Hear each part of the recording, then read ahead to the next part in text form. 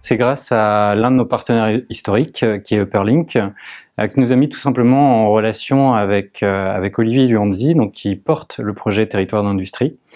Et c'est un projet qui nous a beaucoup plu dans le sens où, tout simplement, il donnait du sens. Je pense qu'il y a beaucoup de choses à faire. Il y a une véritable envie dans les territoires, donc les territoires d'industrie, avec l'initiative que j'anime des 136 territoires d'industrie.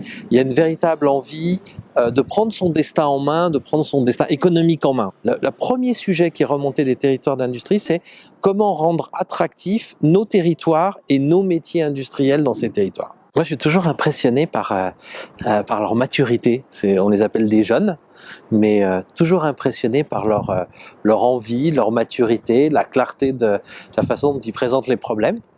On a quand même une génération là qui arrive qui est assez impressionnante. L'une des volontés de l'association, c'est de reproduire au niveau national toutes les choses qui fonctionnent très bien au niveau local.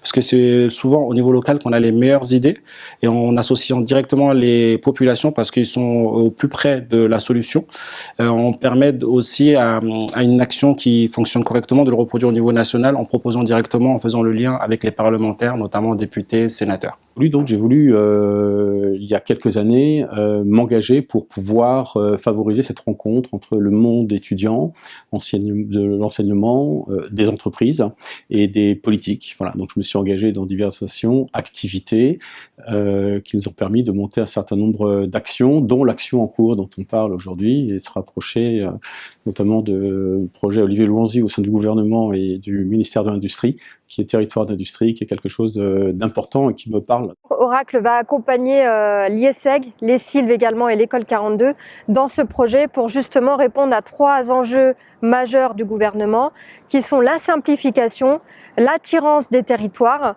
et accompagner aussi l'industrie dans la transition digitale. Un groupe d'étudiants a imaginé le hublot connecté avec toute une série de services. Et donc aujourd'hui, il est en train d'être créé, ce hublot connecté.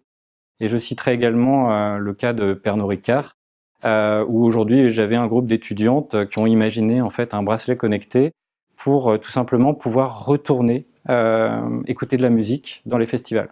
Notre directeur général Sigfox France a adoré l'idée, qui a au-delà d'un potentiel business qui est intéressant, qui a un vrai sujet de fond, qui nous intéresse beaucoup, c'est-à-dire la protection lors des festivals et l'accompagnement des femmes, notamment sur ces sujets en particulier. Qu'est-ce qu'on fait aujourd'hui à Cléon avec les étudiants de l'IESEG, de les Sylves et avec le partenariat Oracle? On travaille en fait sur de la captation de données sur des machines qui permettent d'évacuer les copeaux en usinage.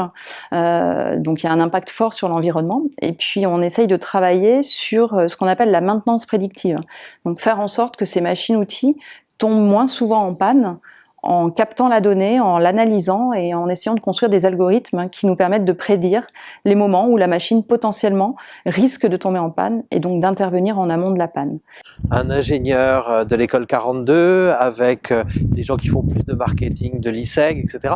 Ça c'est super, et puis le plaisir qu'ils y trouvent et la façon dont ils l'expriment. Alors là, actuellement ils sont en train de pitcher, donc on verra bien les résultats. Je leur souhaite à tous bonne chance. Mais visiblement, c'était des super expériences pour eux et ça marque.